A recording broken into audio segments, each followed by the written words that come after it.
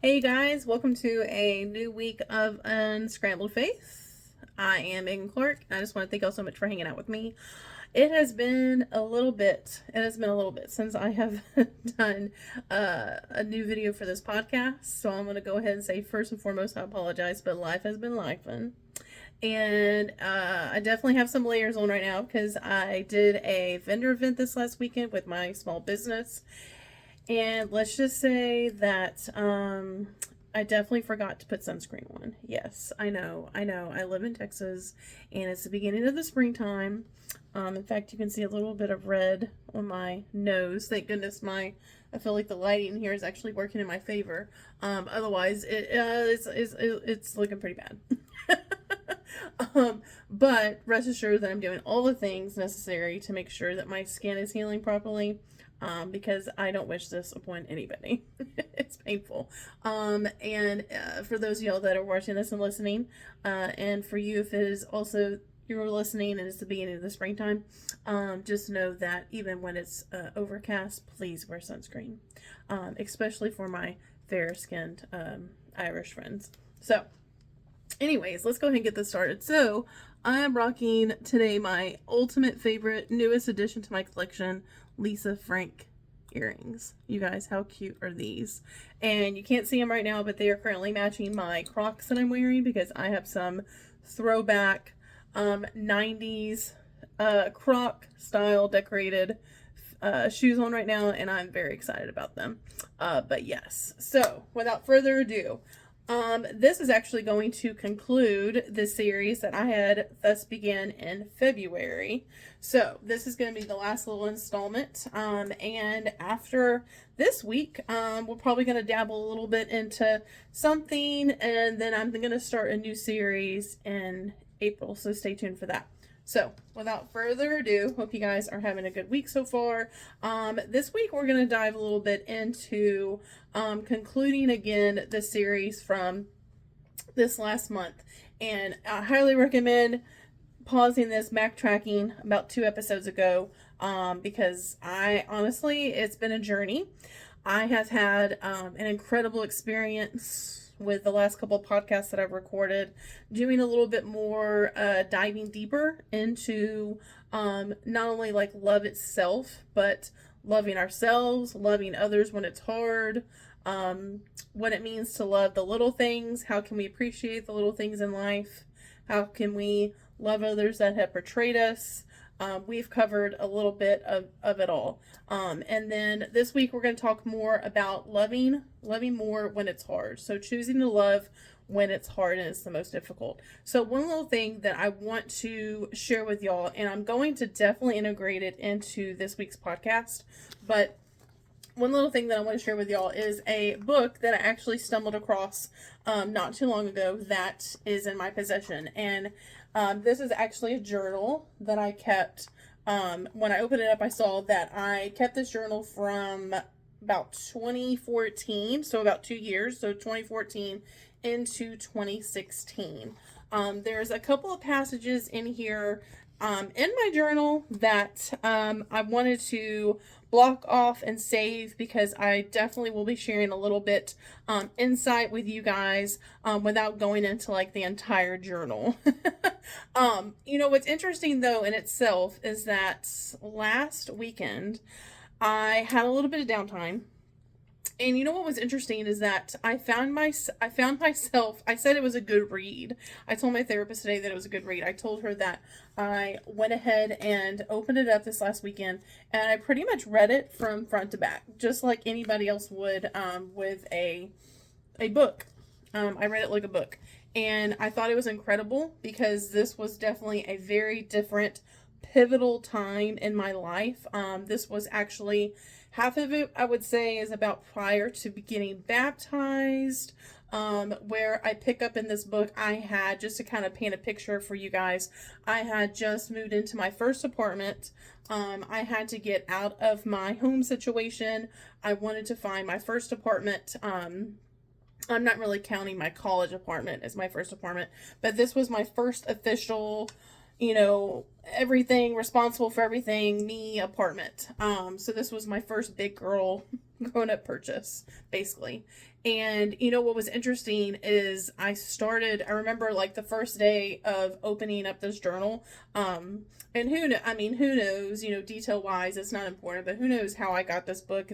I think one of my good coworkers slash friends that I had during that time, gifted me this journal, if I'm not mistaken. But what's really special and really incredible is when I started from day one writing in this journal, it actually was from the first month of me moving into my apartment. And to paint a picture for you guys, when I moved into my apartment, especially during like the first weeks of the first month, I really wanted to create a safe space for myself. I knew that I wanted to make it feel very like homely, and I wanted it to feel safe, and safe being that it being an environment somewhere that I wanted to come to at the end of the day.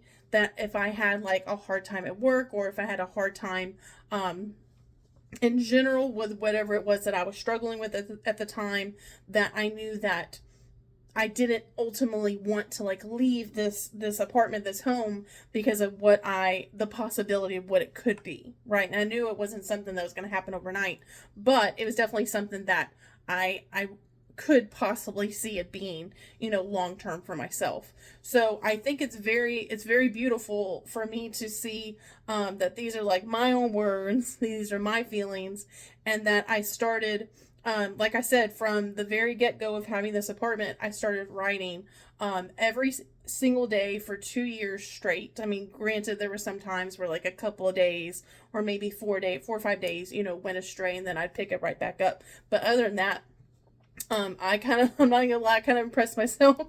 It was pretty interesting seeing that almost every day I have a journal entry. But yeah, let's go ahead and dive in, and then we'll pick up a little bit more on my journal experience here in a little bit. So let's talk about loving others, specifically even loving ourselves.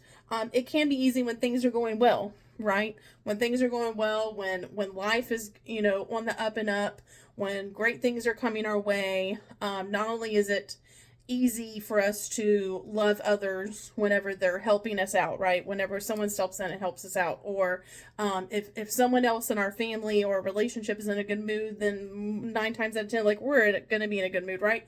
Or if everything is kind of like a domino effect and everything is great, and you're holding your breath, of course, because let's be honest, most of us are holding your breath waiting for the other shoe to drop. But in the meantime, everything is going great. So thus far, when everything is going great, it's easier, right, for us to not only have that love for ourselves, but in return also be able to love others around us. But what happens when it's hard? What happens whenever it's hard to not only love ourselves, but to love others around us?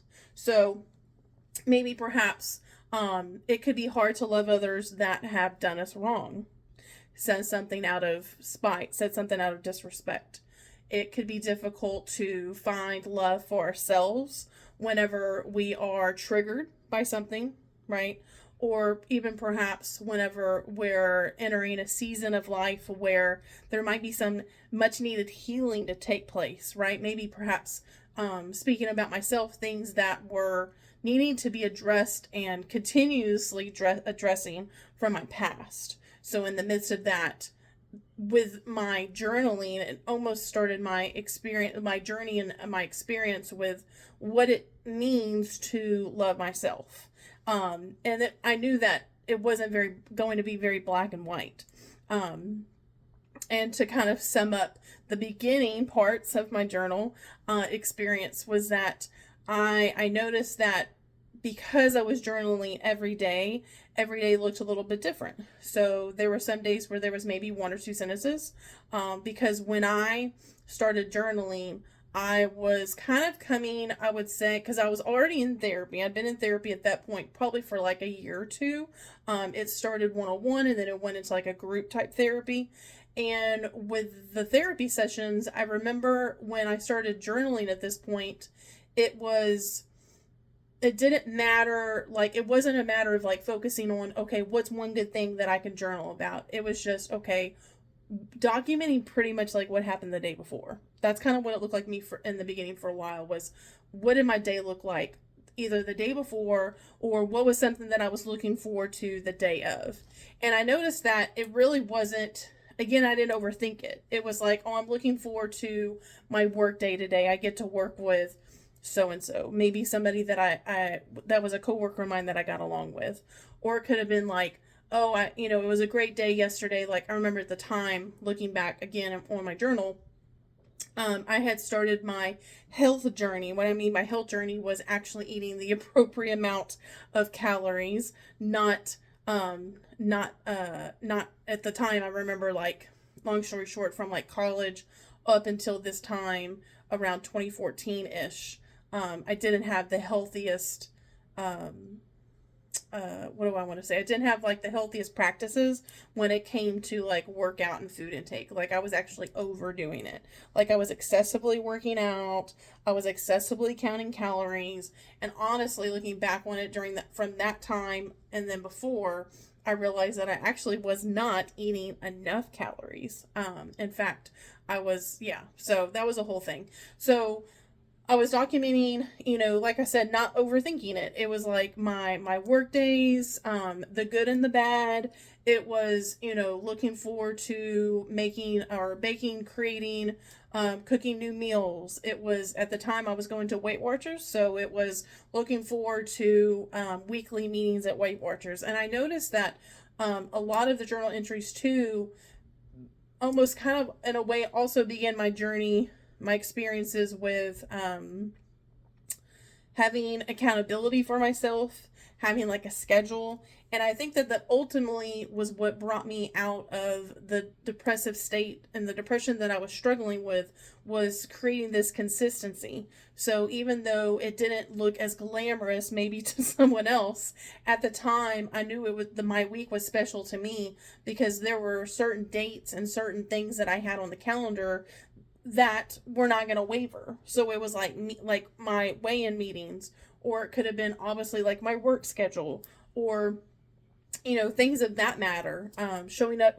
Also it started my journey with going back to church and finding like a church home. So I was going to church every Wednesday. So these were things that were basically on the calendar that were set for me, that I knew that I could count on, that no one else could cancel from, that I could basically look forward to and anticipate.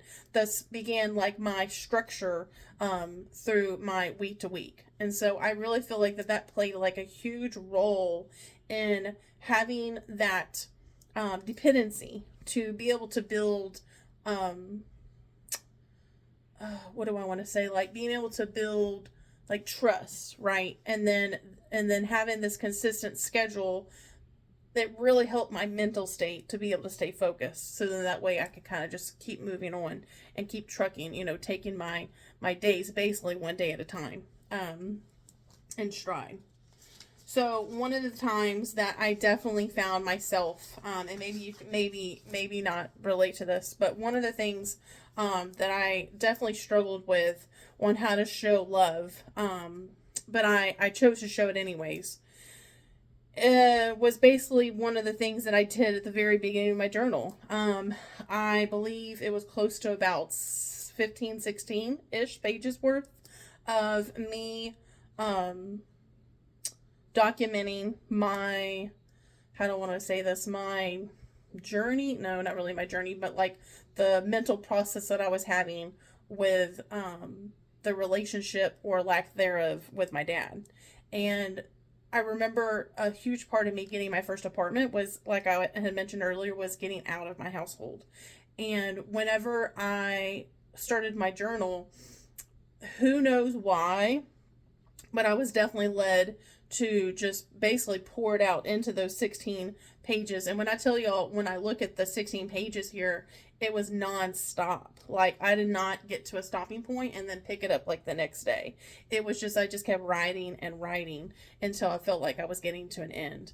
And, I definitely shared so much on these pages of not only like early childhood memories that I had with my dad and I, but then how it went from like different, almost like seasons of feeling like we were not only like pulling apart from one another, but the dynamic was changing between us, and how I saw him was changing.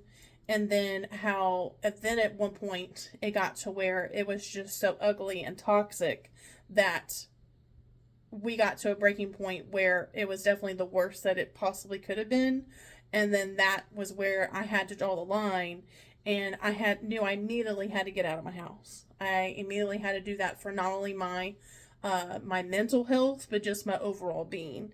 And I honestly can say hands down that that was one, not the most important thing I could have done for my life, but one of the most important things that I did for myself, was to get out, and not only get out and get independent, but get out to again create a safe space for myself, because I realized that having that one-on-one time, in my own space, in my own house, it allowed me to start my healing process and the healing journey. And I wasn't overshadowed by other people. I didn't have to accommodate other people's schedules. And so that was definitely, I can say, a very much, a huge blessing in itself. But yeah, a personal story of mine is not only that, how I started off my journal, but just the thought process of how I spent this last weekend, reading through my journal. And it was cool because there were a lot of things I would say that like came up for me that I otherwise forgot about. And overall, like, I can't think of possibly like really like one terrible thing that was put into my journal that really sticks out. But what was more humbling for me is the experience that I had like along the way, documenting like those 2 years, and all the ebbs and flows, ups and downs. But one thing that I thought was pretty interesting is a couple of things that stuck out to me through this process of journaling for 2 years. And I feel like what's funny is like, I feel like this journal definitely goes hand in hand with the idea of how it's important for us to not only continue working on how to love ourselves, or if you find you're at a place in your life where you're like, I don't know what it looks like to love myself. This journal definitely, to me, is a testimony to how somebody can come up from the other side and find that love within themselves. And what does that look like? And, the steps that I took and things that were happening, and connections that were being made that were definitely way out of my control. But I could definitely tell, looking through each of these pages and everything I documented, that it's a true testament to how God was working in my life, and how he was for sure working behind the scenes. Definitely working behind the scenes.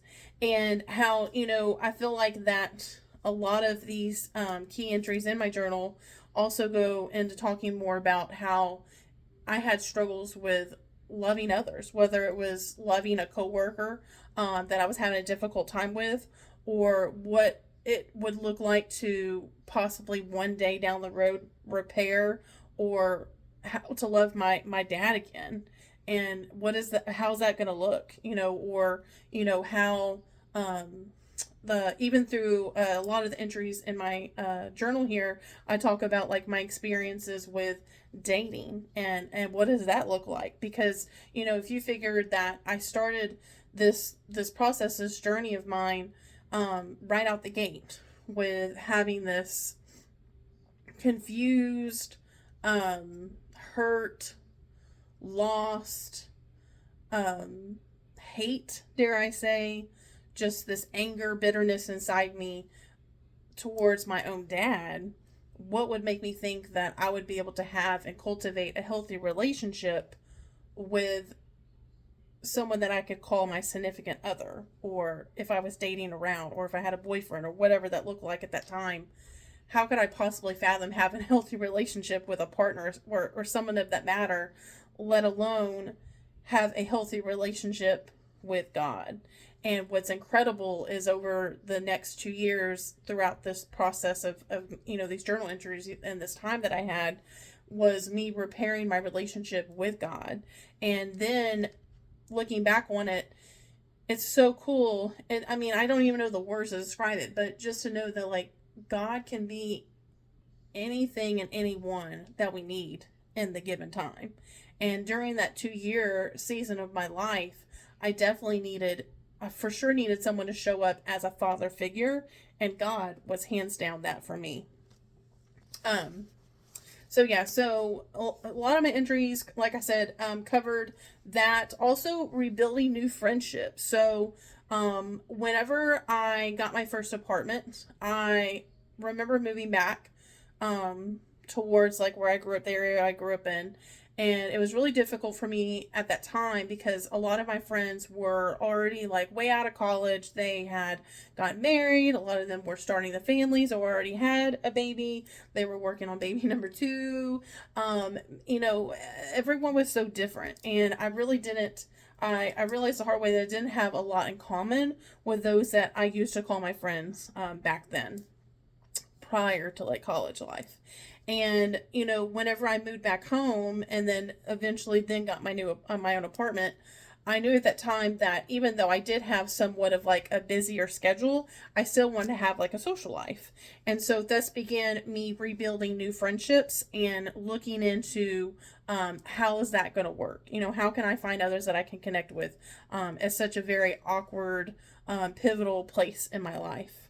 As I mentioned before, entries included in this journal, definitely covered dating as well, and what that looked like, whether it was someone that I dated for about 4.5-ish years.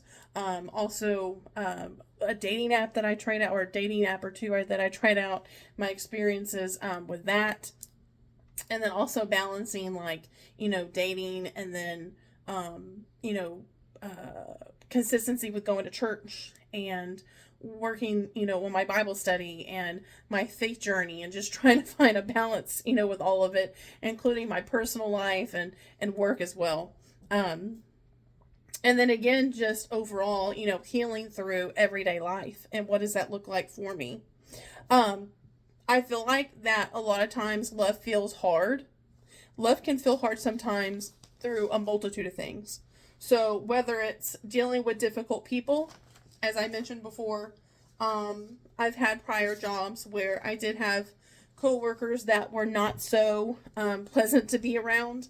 You know, another thing that can be difficult is loving when we don't feel like it. I mean, for example, loving someone that doesn't respect us, that they've hurt us at one time or another. I feel like that for sure can definitely be difficult in itself, to love somebody that's hurt us, that's betrayed us. One thing that, I did make a note of that, y'all bear with me, because I knew for sure that I wasn't going to spend this entire podcast, diving into all the pages of my journal, but I was like, you know what, why not create like little points that I can make through the journey of 2014 to 2016. So, all right. So, like I said, right out the gate, 16 full pages, pouring my heart out between childhood memories with my dad and then how it shifted in my life. And then from that, so that's 2014, right? So then began my health journey with weekly weigh-ins, Zumba, and working a new job. So I got a new job at the time, which was super exciting. And I definitely did journal about that, which was awesome. Still 2014, I started my first Bible study, which was a lot of fun. On a side note, with my first Bible study, it was with Casey Van Norman's Named by God. I highly recommend that one if you haven't done it before. It was so good, and I love that I was able to kind of go hand in hand with like my therapy session, so that was really nice as well. One thing that really did help me back then, as I noted, was whenever I was when I started my first Bible study ever by myself. One thing I thought was really incredible that did help me big time was starting it out first thing in the morning. So first thing in the morning, I remember before I had to get ready for work, I would set aside no more than maybe like 30-40 minutes prior to actually like needing to get ready, right? Get dressed, all the things, eat breakfast. I remember I would pour myself a cup of coffee, and then I would sit on the couch, and I would have not only my journal here, and then I would do like my daily entry, but then right after that or before, I would have my Bible study time. And so I would work on my Bible study. Of course, like with if you're not familiar with the Casey Van Norman book series, a lot of times that I love is that the series or like the book that you'll get typically has like some questions that you'll answer, and then there's like a scripture that she provides, and a little insight into like her life and then how it resonates with the scripture, and it just kind of brings it all full circle. And so point being is that I definitely appreciated during that time before I would go to work, before the day got started right, and all the things were happening, that I would spend some quiet time, not only quiet time for myself, but just kind of like mentally, collect my thoughts, determine, what kind of tone do I want to set for the day, but then also reconnecting and setting that tone like with God, and, making him present within the very beginning of my day. And then started also my journey to seek out the chase for happiness. So, prior to 2014, I definitely was going through an extremely tough time with struggling with my depression. It didn't seem like I could catch a break. It was like one thing after another. And then I remember that there was a time where I could barely like keep my head above water. So I knew that going into 2014 and again, like everything was new, right? Like I had a new job, I got a new apartment, and I was on the up and up. And I knew that for myself that I wanted to continue that momentum. So for me, that meant showing up for myself in a way of finding the smaller things in life on a day-to-day basis that was going to bring happiness to myself. Also, it would not only like my Bible study time, but creating that kind of consistency and schedule somewhat like through my week. Same thing, I'm going to repeat it, but it showed me how to be consistent and how to show up for myself. So I feel like even though I didn't know what it truly meant, I don't feel like there's just one like right or wrong answer on how we can learn to love ourselves. But I feel like that with creating gratitude in the first thing in the morning and setting the tone for my day, but then also having that consistency of things to look forward to through the week in a way was actually not only, so I was showing up for myself, and because I was showing up for myself, I was almost teaching myself how to love and how to love myself and how to love the things that I was doing, whether it was something that I needed to do to pay the bills, like show up for my job, or if it was something that I wanted to do, like go to church throughout the week. It also started, I started giving back more through acts of service. So there was quite some time, much more prior to this, that I felt like the more and more that I did, the more and more that God would excuse the behavior and the decisions that I was making to wreck my life and to turn my life upside down. And what I realized as I got older, especially as I documented and I saw and I journaled through like 2014 specifically, was that I learned that it was better for me to kind of take a step back. Kind of like you may have heard the term like discernment. So I feel like that God was God was talking to me, and he was placing on my heart on how I could give back through acts of service. And I learned to start the journey of like listening more to him, and doing more with less, basically. And I thought it was really beautiful too, how I actually did document a lot of the acts of service that I did, and like how I felt about it or what I did, kind of like my takeaways from it, which was really awesome.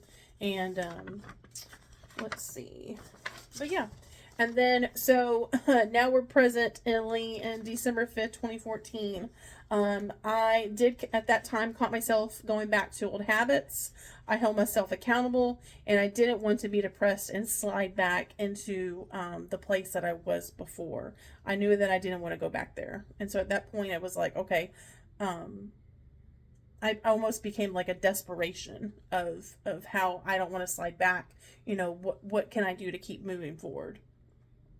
So later on that month, I started rediscovering childlike wonder through decorating and making new traditions with Christmas, decorating my apartment because I didn't have the opportunity to do that before.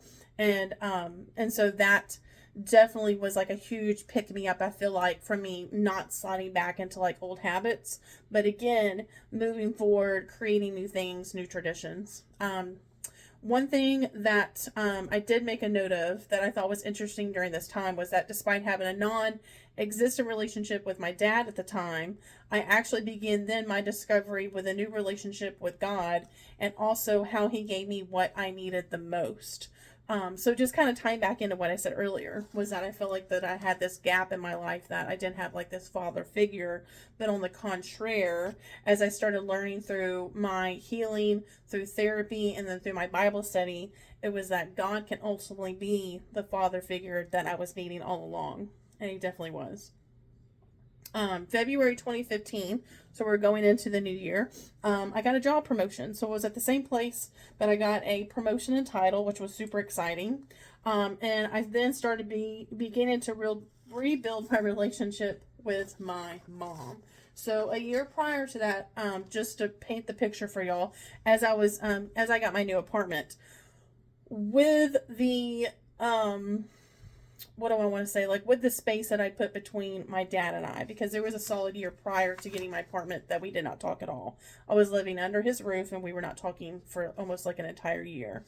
And, you know, a lot of times, and maybe perhaps you can relate to this, a lot of times I feel like that whenever I've had a run-in with a friend or specifically a family member, that because I was creating space between my dad and I, my family didn't necessarily, I would say, choose my side. I don't know if I really want to say that, but they just they weren't really open-minded to seeing my side of things. And, you know, they're in a place where, you know, family comes first, and, you know, blood runs thick, and, you know, you love your family first, and, you know, above all else. And, you know, to me, it's like when I hear these things, it's like, you know, it's one thing to have a disagreement, and you get into an argument, you know, with a family member, feelings are hurt, things are said, you work through it, you heal, and then you move on, right?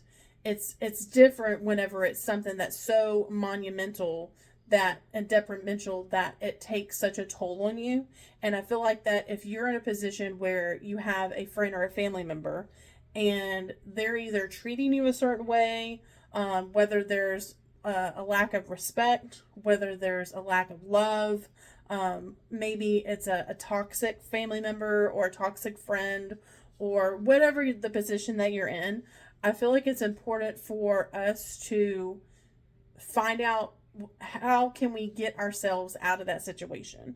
How can we create either space between, you know, ourselves and that other person, or worst case scenario, take ourselves out of that equation altogether? And that's what I had to do.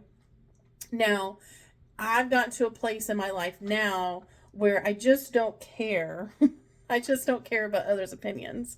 And it's okay if people, you know, in my family or friends don't agree with certain things that I feel or I say.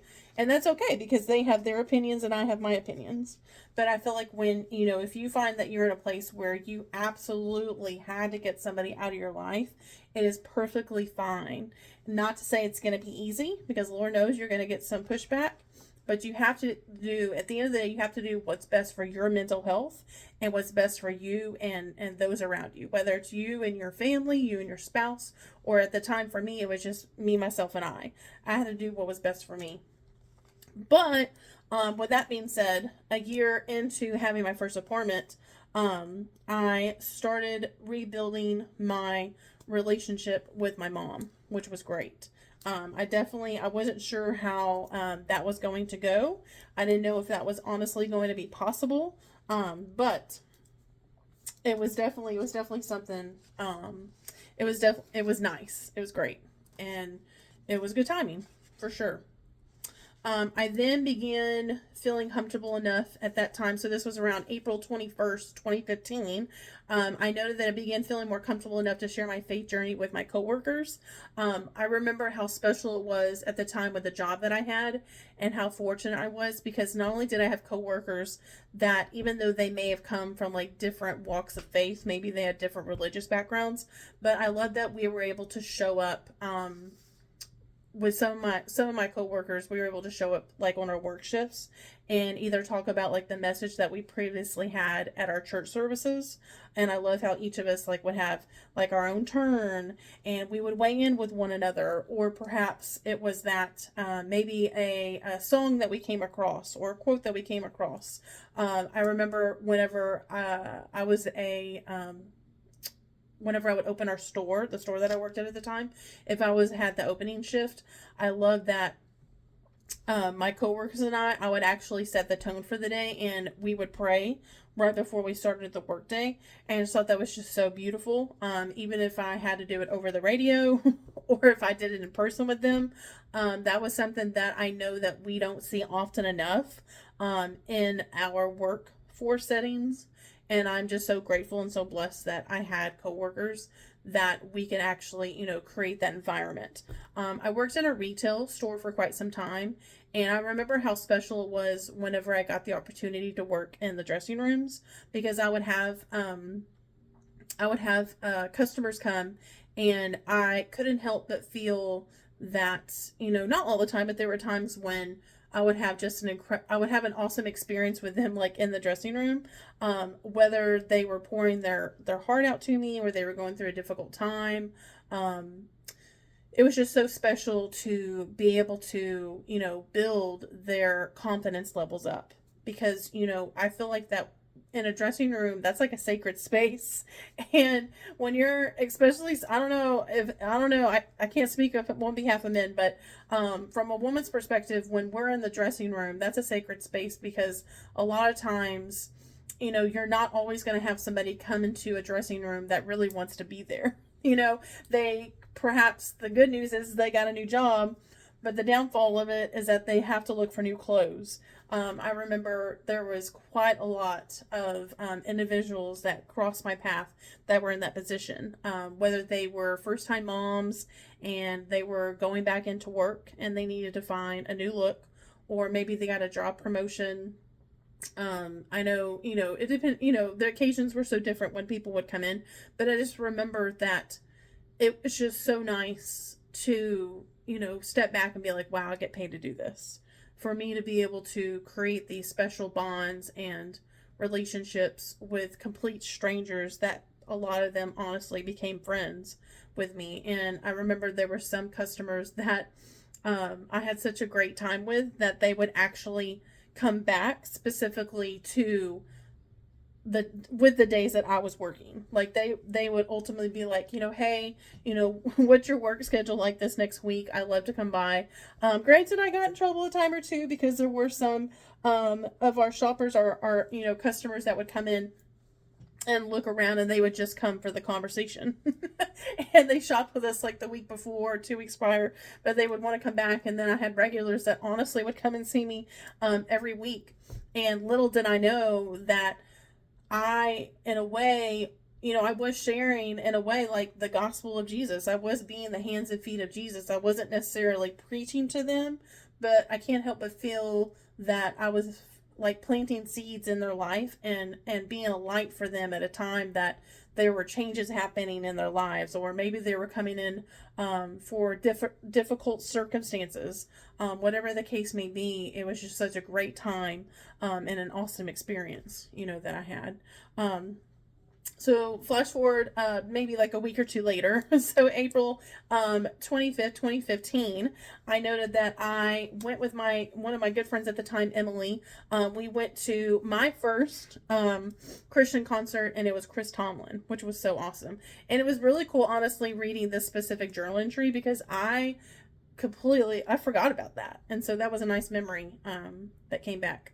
So going into the next month, so I, at this time, had been dating somebody for close to about 3 years, I believe, at the time.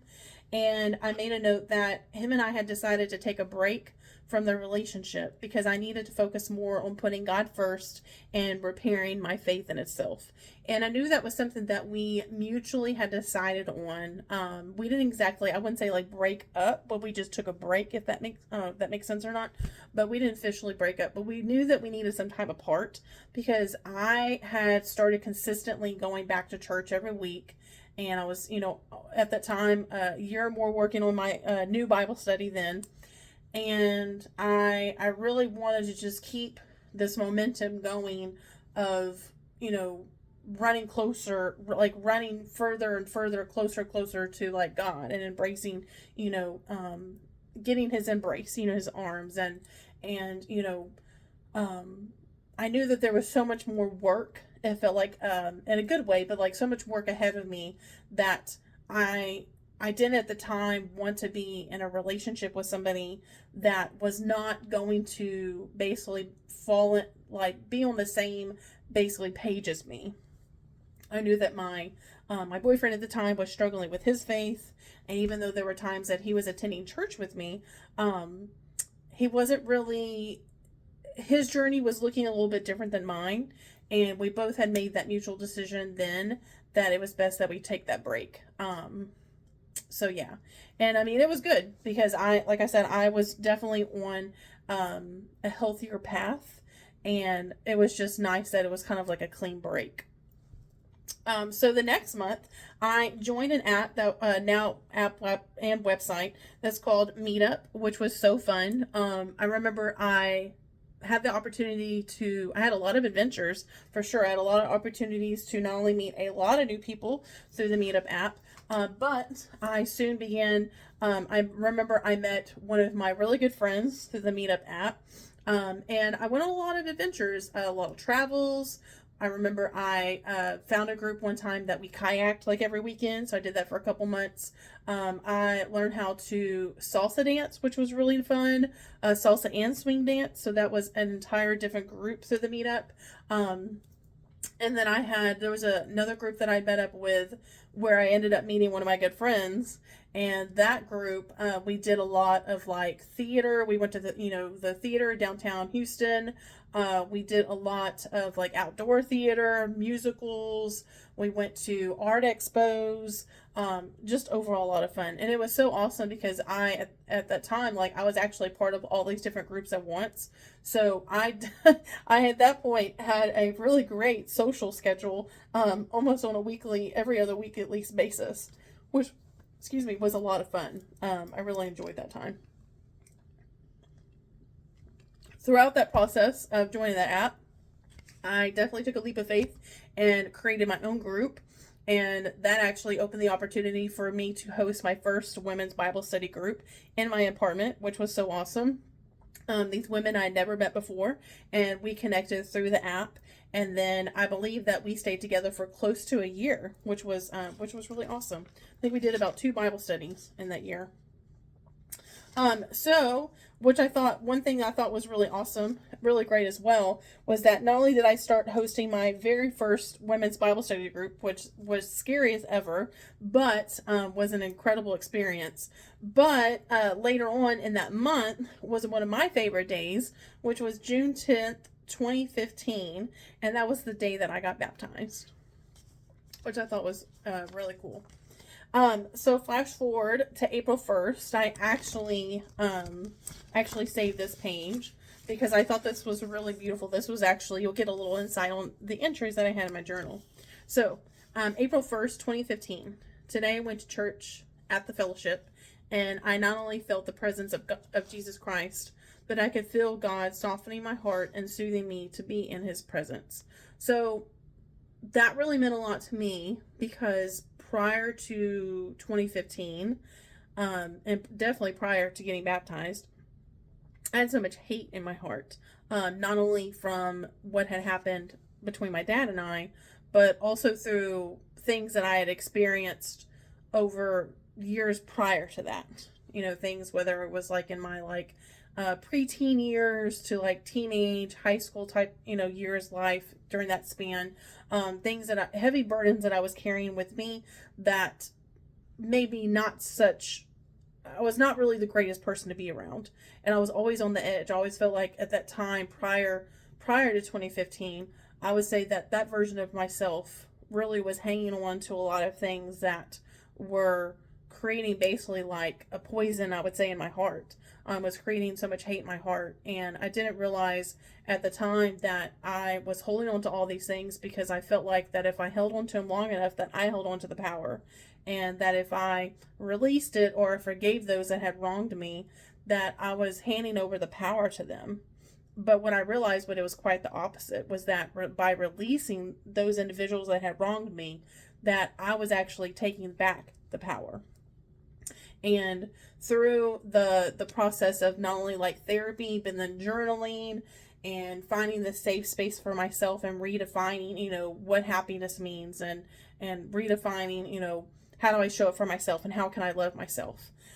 I started noticing that during whether it was conversations with others or being in the presence of the church service, listening to the messages, that I physically and emotionally and spiritually could feel the work that was happening, not only with my soul, but then the repairing of my heart as well, over time. And then one thing I thought was really beautiful was that that I made a note of was a couple days later, because we were getting closer to Easter service. So this was from April 5th, 2015. I wrote, "He has risen." Today's service was beautiful. I felt overwhelmed with joy and the warmth of the forgiveness of God. It felt so great to be prayed over today at church. I came home to find a beautiful card that was mailed to me from my pastor and his wife. It really made my day. I believe I have found my church home. So one thing that really spoke out to me with this specific journal entry was how the service specifically talked about forgiveness. So I feel like that 2014 was a time for myself, again, to begin the repair work, for me to start redefining, rediscovering, like I was saying earlier, what is it going to look like and feel like to love myself? To love the little things, to show up every day for myself. And that was 2014. And then going into midway of 2015, it was okay, Megan, you've started the work within yourself. Now it's time to look towards what it means to forgive. And who do you want to forgive? What is that going to look like? Trust me when I say that was not an overnight decision, but I could definitely see, not only through my journal entries here and reflecting back on this book, but knowing the steps that I was taking during that time, that it was one day at a time, but it was definitely working and walking towards the process of forgiving myself, and then later on forgiving others. All right, so let's see. So I know that so I saved that. So I'm going to, so I wanted to flip forward to what I said my favorite day. So my favorite day was the, June 10th, 2015. So I'm so excited. Today I'm going to be baptized. Sometimes I would, in my journal entries, I would make a little insert of, I had this book that was given to me that was positive affirmations, positive quotes. And one of the beautiful things that I loved with my journey of renewing my faith and my walk with God was that I started noticing that there were connections between either the church service and my Bible study, or there were connections between the church service and things, conversations that I was having with friends, or maybe a song that was playing on the radio. But all these things started aligning with one another.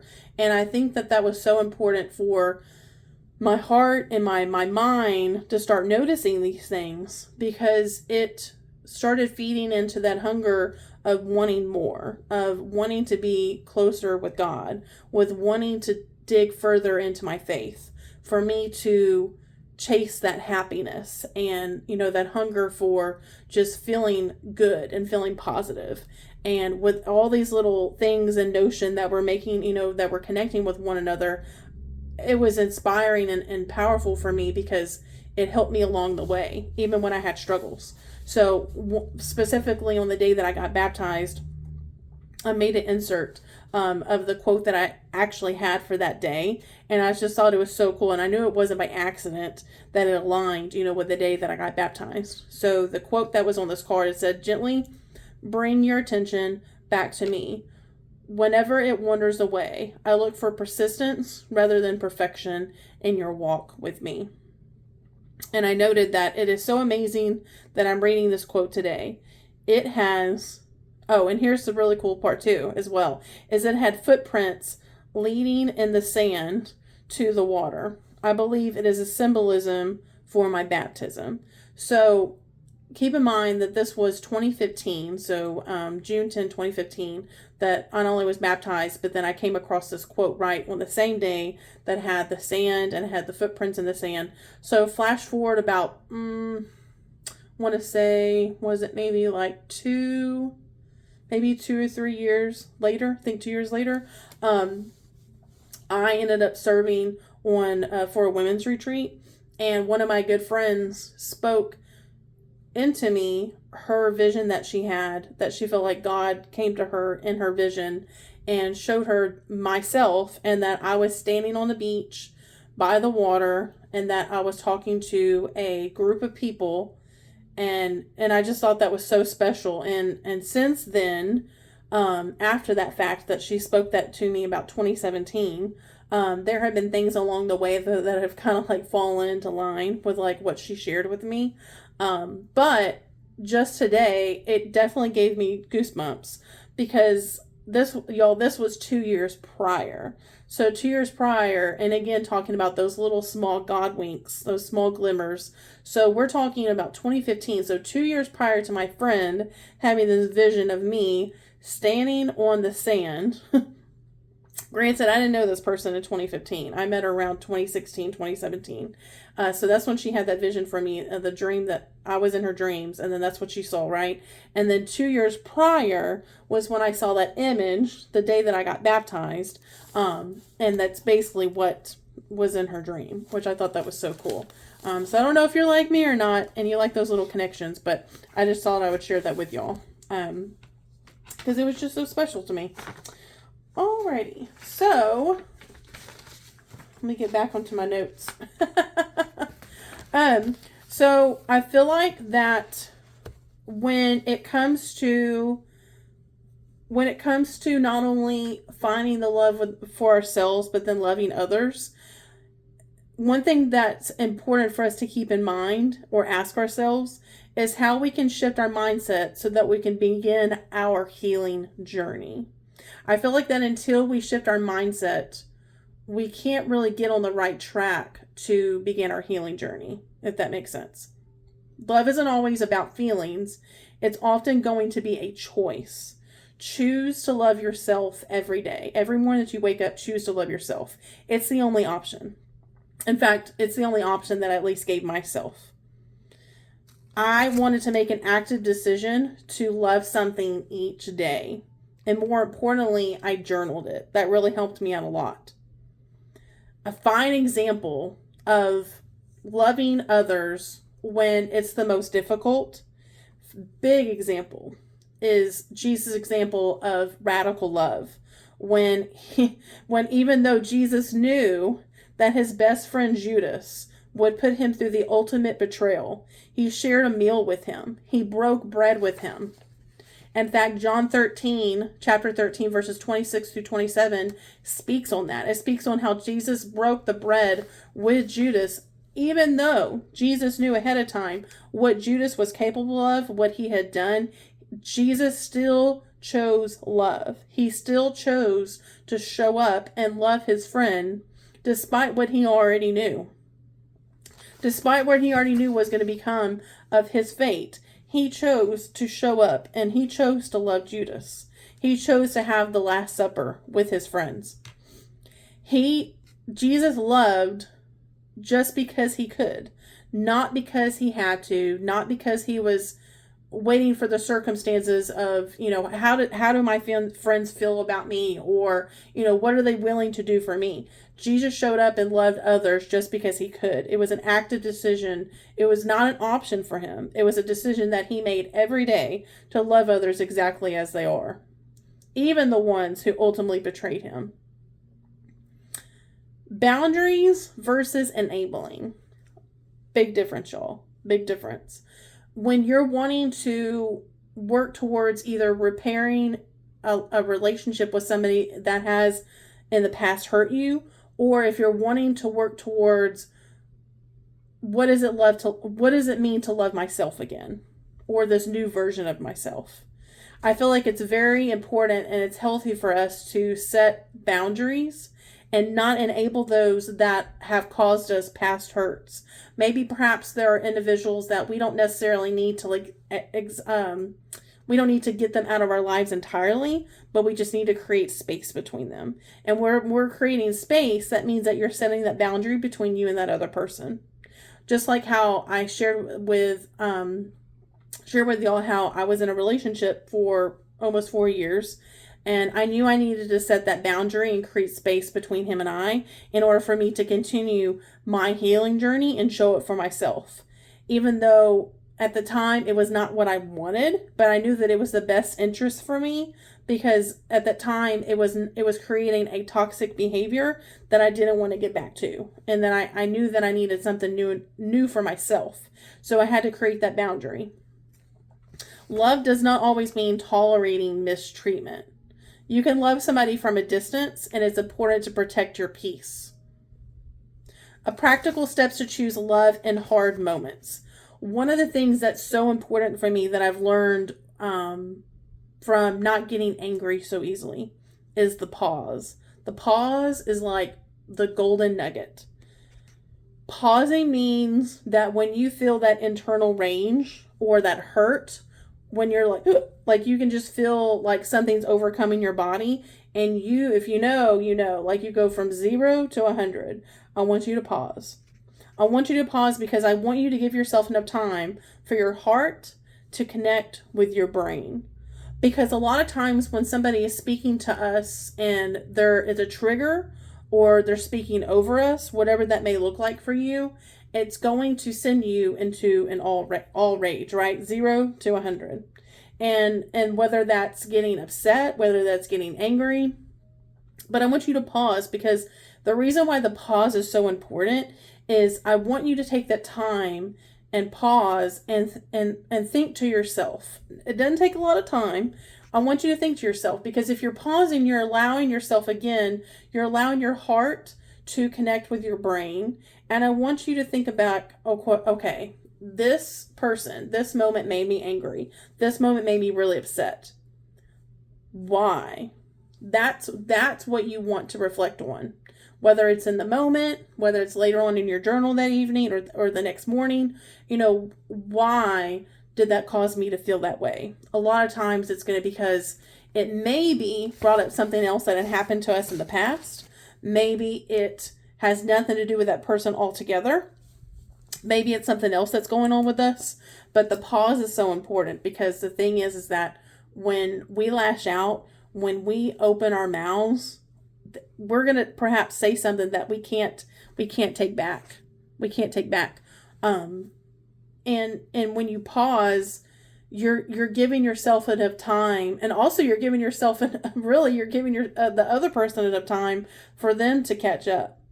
A lot of times when I'll speak about my husband and I. So there are times when there are certain things that irk me, right? Whether it's a habit or whether it's something that's already going in my brain here that has nothing to do with him, and then he just happens to catch me at a bad time.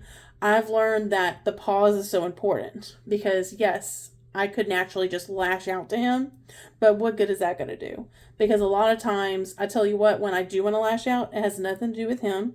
It has maybe something to do with how my day went. It could be something that someone else said to me. It could be something that has absolutely nothing to do with me that came across my social media page. But whatever the case may be, I've learned to just pause. You may have heard the term like pick your battles. So that has been the case for me with coworkers, with my family, with my friends, with my husband, taking that time to pause, because I'm like, okay, what I'm about to say, is this going to serve any kind of purpose? Because yes, I feel like it's so easy for us to let our words fly, right? If we're talking out of anger, it's so easy for us to let our words fly in a way that we're venting. Whew, we just got it all out. Man, I feel better. What we don't think about is the reciprocant, the person on the other end, and how it makes them feel. Especially, God forbid, they're not the ones that even had a part in what was happening. They just happened to be in the way of your reactant behavior towards whatever happened. But y'all, the pause is so important. If you're watching this and you have grandkids or you have kids, same thing. It is so easy for us to have that natural reactant behavior. But if you pause, take a deep breath, it's going to make all the difference. I promise you. One of the other things that has helped me over time, and perhaps it could help you, is praying or meditating on love and patience. I can highly recommend doing a Bible study, or perhaps pulling a few scriptures out that have to do with love and patience. And again, circling back to one of the books that I definitely recommend, which is Named by God by Casey Van Norman. It's Overcoming Your Past. And that book, y'all, tremendously helped me out. Again, with not only working through my past, but realizing that, yes, my past makes me who I am today, but I don't have to feel like I'm a victim anymore, and how I can work through and almost use what I've been through as kind of like my superpower. If needed, again, love somebody from a distance, create a healthy detachment, make space where needed. My challenge for you this week is I want you to identify one situation where love feels hard. Maybe perhaps it's a situation or it's a person that you're finding yourself struggling to love. And I want you to commit to choosing love in a small way. How can you show up for yourself in a small way and choose love, to love yourself? What in a small way can you do to show up to love yourself? Or perhaps that you're struggling to love somebody else, whether that's a spouse, coworker, friend. I want you to take the time this week and reflect on that one person, or whether it's yourself or someone else, and how you can show up and love them in a small way. Before we wrap up this week's podcast, a couple of books that I highly recommend you checking out. This one I'm not exactly sure if it's available online, but y'all, it did a wonder in me. This is actually a good friend of mine. He actually wrote this book, and he lives here in town where I'm at, born and raised. But it is titled Kept, and it's The Phantom to Faith, A Troubled Life to Victory. And it's by Doc Amy, which is incredible. But so proud of him. That book's so awesome. Also, Shannon Dietz, Redeemed, the story of a marriage torn by the effects of past abuse and restored by faith. This one I took a ton of notes in. And one thing I will say that's really cool through these specific books is that they both were able to sign it and write messages to me, which was very special. Second to last is Gospeller. This is actually a newer one for me. So Willie Robertson, Gospeller. Look, don't knock it till you try it. It's incredible. Turning darkness into light, one conversation at a time. So this was actually something that resonated with where I'm at in my life now, and pouring into others and making those God wink moment connections and realizing how we can show up for others and be the hands and feet of Jesus, even outside of the church, which y'all is way more important, by the way. When Hurt Chooses You. So this is actually the newest book that I've read. So this one's Annette Tomlinson. So this one's really special as well. But When Hurt Chooses You, any of those, like I said, I can highly recommend. Check them out. Thank y'all so much for hanging out with me. Hope you have an incredible week. One way that you can help me out with this podcast is not only liking this video, but subscribing to this channel as well. If you got any key takeaways, reflecting on anything, please let me know in the comments below. But as always, don't forget to unscramble your faith and find clarity in the chaos. Bye guys. See y'all next time.